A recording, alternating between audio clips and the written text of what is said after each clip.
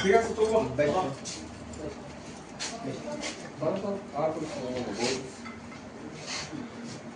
Wine नहीं था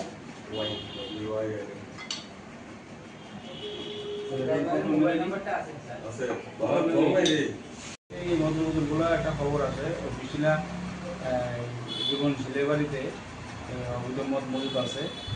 খবরটা আসার সঙ্গে সঙ্গে আমরা টিএসএল নিয়ে যাই। পুলিশ টিএসএল নিয়ে গিয়ে বাড়ি করার পরে বাড়ি ফসল নেতার পক্ষ থেকে মদগুলো লুকানো অবস্থা ছিল। মাটির নিস্তার মদগুলো আমরা উদ্ধার করে নিয়ে আসি।